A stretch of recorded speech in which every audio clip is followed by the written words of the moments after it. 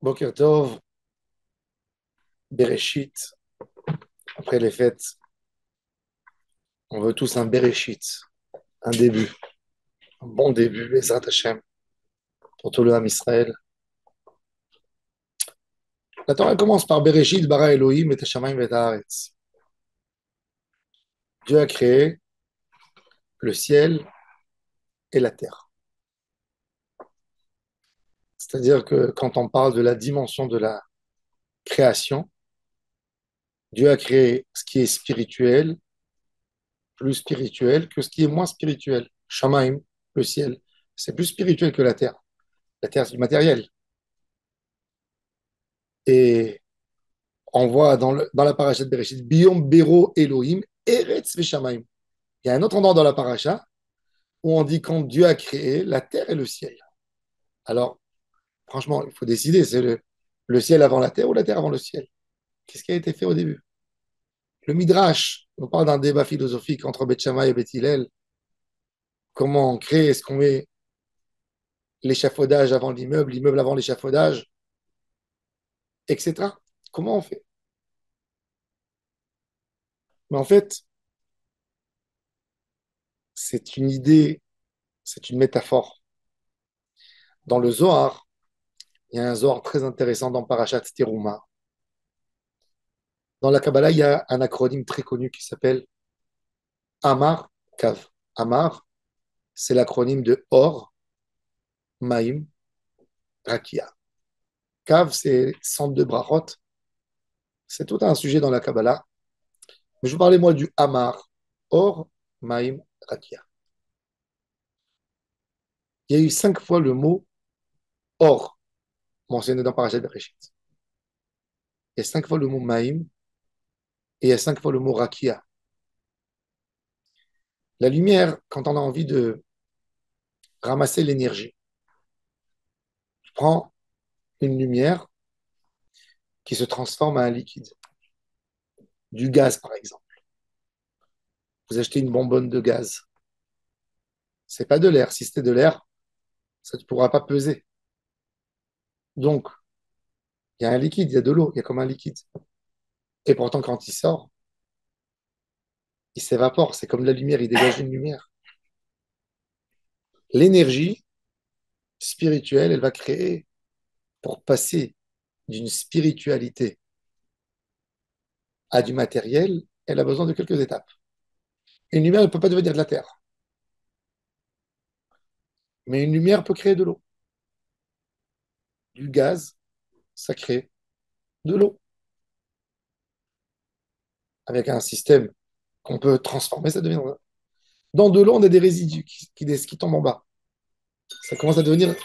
Il y a quelque chose dedans qui devient. Il y a quelque chose dedans qui devient.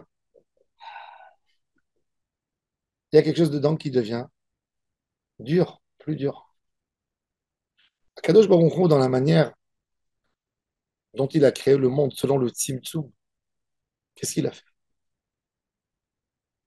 Hachem voulait nous expliquer une chose. Si Dieu aurait créé la matière avant la spiritualité, on aurait dit que la matière, c'est la base de tout. Mais on connaît une base en physique, nous tous. Il n'y a rien qui change, tout se transforme. À la fin, n'importe quelle base que nous avons en physique, elle revient à sa base. Tout se transforme, mais à la fin, ça revient à sa première base. La base de tout ce qu'il y a dans le monde, c'est spirituel, c'est Shamaim. Tu construis une maison, tu veux t'acheter une belle voiture, tu veux bien manger, tu veux t'habiller. Quelle est la racine profonde de tout ça?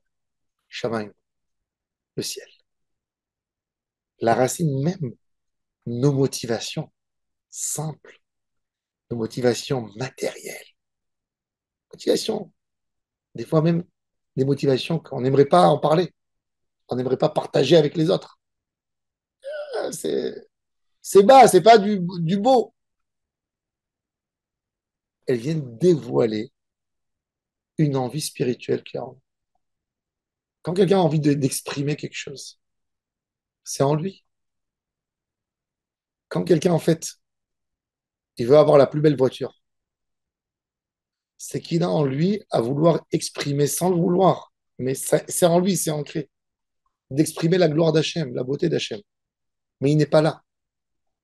Alors elle se transforme en matérialisme. En réalité, même les forces que nous on a, que nous on les appelle des tentations, des mauvaises choses. En fait, c'est des choses extraordinaires qu'il y a en nous qui dévoilent la divinité d'Hachem dans le matérialisme. Seulement, ce sont des choses qui ont été faites, un caractère spirituel qui s'est transformé en matériel. Mais en réalité, chacun de nous peut prendre toutes ses envies qu'il a.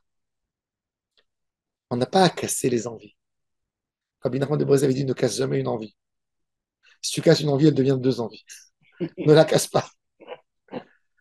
J'ai cassé mes envies. T'avais une, maintenant tu en as deux. Prends-la, transforme-la pour le bien. Et c'est ce qui est posé dans les mots. Et Shamaim, et Aretz. Aretz, c'est Artiyut. Shamaim, c'est Rouchaniyut. Dans ta Artiyut, il y a du Shamaim. Il y a dans tout du Shamaim. Il y a le or qui s'est transformé en Maim. Et il y a le Maim qui a fait du Rakia à la fin. Mais tout vient d'une lumière. Tout vient d'un monde abstrait, vient d'un infini d'Hachem. On a besoin de prendre tout ce qui est en nous et de le faire monter. Et ça, c'est le secret de la Torah. La Torah, on mange dans la Torah. Il y a des fêtes, il y a des sacrifices, il y a de la viande grillée, il y a du vin, il y a s'habiller, il y a offrir, il y a de l'argent, il y a construire. C'est de donner du sens à notre vie. C'est d'expliquer comment le matériel revient à sa source, revient à la spiritualité. Heureux l'homme qui comprend, qui sait profiter de la vie, mais en même temps qui comprend que tout a un sens spirituel. De prendre tout le matérialisme et de l'utiliser comme un outil pour se rapprocher à notre divinité, à notre divinité infinie qui a en nous tous. Baruch Adonai, Olam, Amen.